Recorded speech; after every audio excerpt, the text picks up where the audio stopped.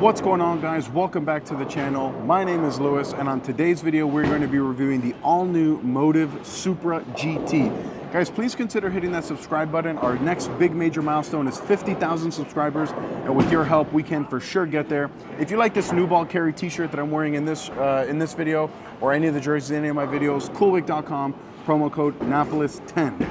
All right, so let's get into the tech behind this Supra GT. It features the quad-fire V2 core, which if you guys remember me from the MotivLou days, I'm a big fan of the quad-fire core in general. Super high RG at 2.57, max differential of 0.040. So very high RG, medium differential core, and then wrapped around that quad-fire V2 core is the Propulsion XRT Pearl reactive cover stock that comes out of box at a 5500 grit polished finish. So high RG, medium differential, very clean, very boomy type cover. And then the layout, as usual, is 30 by 4.5 by 30. If you want to order the ball cup or the ball in the video, use the links down below in the description. It's a great way to help support the channel. And so what I'm looking for out of this Supra GT is a ball motion that's going to be very clean through the fronts with a very strong response to the friction down lane. I'm going to be here on lane 64 on a moderately transition house shot, which would be kind of like the situation when I would go to something like this Supra GT. Let me know down below in the comments, guys. Have you guys ever thrown any of the Supras? Have you liked them? What's your favorite Motiv ball of all time? For me, it's two of them: Venom Shock, Desert Tank. All right, guys, so this is going to be the first shot here with the Supra GT. Like I said in the intro, this lane is nice and transitioned. I reviewed a different ball, a solid ball, plus my buddy Chris threw a few shots on this lane, so it should be nice and toasty, kind of like the situation when I would go to something like this. So this is going to be literally the first shot ever with this ball. I'm going to be pretty far left just to see, because I expect it to be super clean and super responsive. So let's see here. They're calling 9-pin behind me.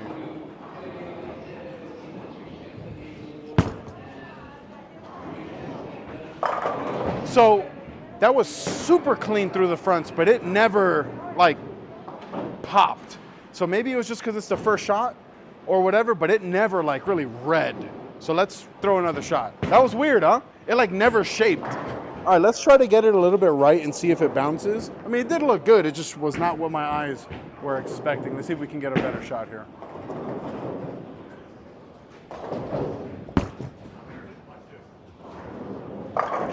Yeah, it's not as quick as, maybe it's the colors, the way they're swirling, but it's not as flippy as I was expecting it to be. It's like very round almost, right? It's more round than angular. But I mean, 2 shots in, we're 2 for 2 to start. It's a pretty good start so far. I mean, but so far it is doing what I need it to do. Clearing the fronts, going through the pins. Just not as quick as I was anticipating.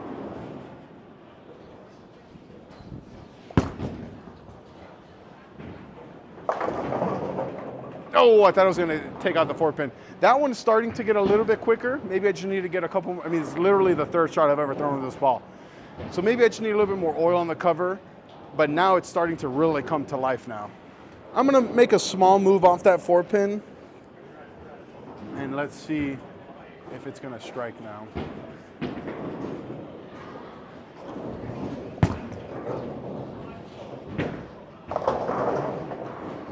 I just 7-8. Yeah, I just 7-8. It's freaking hilarious. I moved in, and that's when it really starts to show these Motiv pearls. I was talking to my buddy Jameson about it. I think that they need more surface underneath the polish, or use a different kind of polish that makes them roll a little bit sooner. I think the Motiv solids are amazing, but some of these pearls, I feel like they need more surface under the polish, or like a compound type of polish, because I thought I threw that pretty good and I 7-8. So maybe let's bring our tempo down and see if I can get it to go through the pin. Okay, so I'm gonna move back right to where I was on the 4-pin and see, because I don't really like leaving 7/8s. Jameson, this one's for you if you're watching.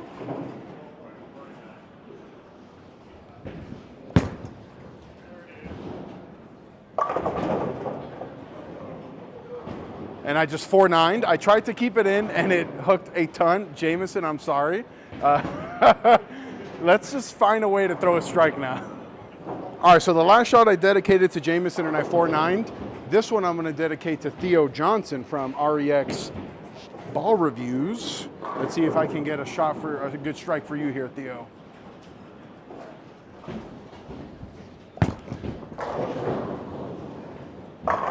Yeah, so I think that this ball is better with shallower angles, and it's not really what I thought that this ball would be. Like, I thought that this would be a ball that I would stand left, shove it right, watch it scream off the friction, and it just doesn't really do that. But let's try that on the next shot. All right, now we know a good spot for this ball, right? Which is keeping it in from a little bit further deep. Let's try to get this one right and see what happens.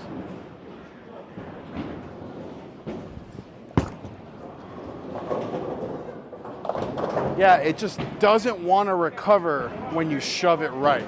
And that's okay. Maybe this could be, it's not the ball that I thought it was, but now we're going to try to learn what it is and see if it is a good ball. All right, so now I know shallow angles with this ball. So let's do that here on this shot and hopefully go 10 back.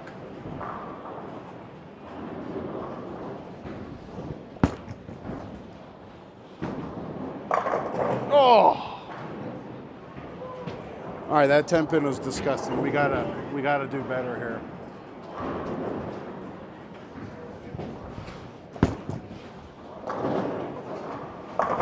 Yeah, I gotta be honest, I don't love doing that. Being that far left and keeping it that tight in front of me. It's not my favorite thing to do. I'm gonna try to move everything right and throw it to the same spot that I 2-8-10'd, but from a little bit shallower of an angle, or from a little bit further right, and see if it can look good. All right, I'm gonna move right a little bit and see if I can get this to go through the pins really good and not have to keep my angle so tight.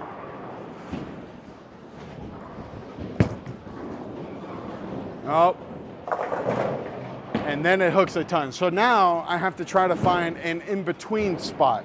I mean, look, I don't like being left and keeping my angles tight. Does it work? Sure. It's not for me though. So now I'm gonna move like 3 left off that shot, now that I know that there's bounce there, and see how that looks. And if not, I'll move left and really slow hook the ball, which is my go-to anyway. All right, so I'm gonna move 3 left, which would be in between the one that went Brooklyn and the one that struck. And if not, like I said, we'll do a little slow hooking action.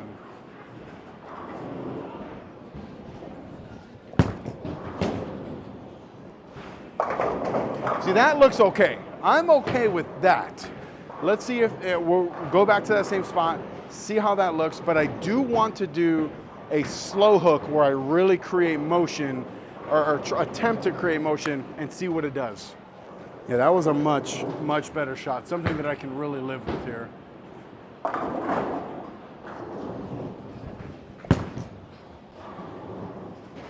Ah, see, I got it right, and it just doesn't boom like I thought it would. But I'm 2 for 2 from that spot, so let's throw another one. All right, we're just gonna keep going back to that same spot. It was light, but it still struck.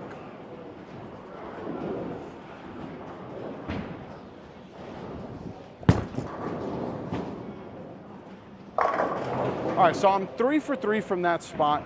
Look, I wanted to hate this ball, right? Because it didn't do what I thought it was gonna do, right? So I started to want to hate it, but now that I'm kind of moving in a little bit, I'm starting to like it. I just don't know where it fits in my bag, because it's definitely not like that game 3 ball, get left, shove it right. It seems more like a first transitional type of ball. And I think I want to try throwing this without the polish, maybe like 3000 by itself, and see how that looks. Let me know what you guys think though in the comments. I mean, it doesn't really matter what I think as long as the pins all fall. Am I right?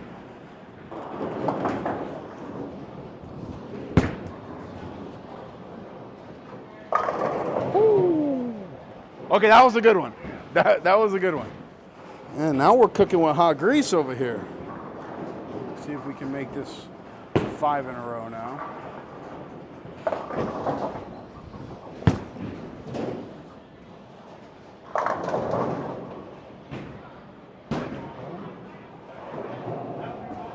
Yeah, the ball's really coming to its own now, where if it's 5 in a row now, Oh. Yeah, fast. It was way, way, way too fast. So, okay, it's a good ball. All right, it's a good ball. It wasn't what I thought it was gonna be, but it is a good ball. That miss was just fast, nothing else. Next shot, I'm gonna go back to the same spot, slow it down to where the tempo was for the last 5 before that. Then I'm really gonna move left and try to open it up and see what it looks like. All right, probably the last shot of the video, depending on how this goes. I'm gonna move like 7 or 8 left, really open up the angles, keep that tempo down. Let's see what this looks like here.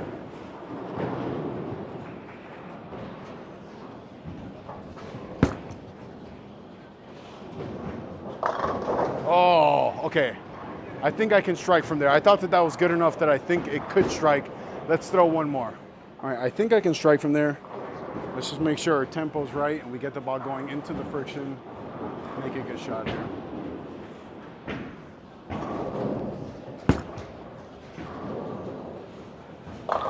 Oh! Okay. 2 10 pins in a row from there. I think I can strike from there. We'll throw one more. All right, let's get a little bit left, see if we can kick out the 10 pin. But I think that ultimately this is gonna be the really good spot. But I did 10 pin 2 shots in a row.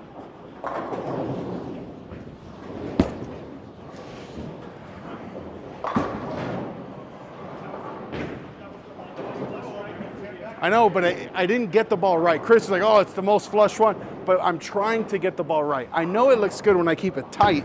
I don't like to do that. So let's get the ball right. All right, I'm gonna move a little bit left, and I'm gonna get this right, and I will not accept that I need to keep it tight. I'm gonna get this into the friction, and it's gonna go through the pins.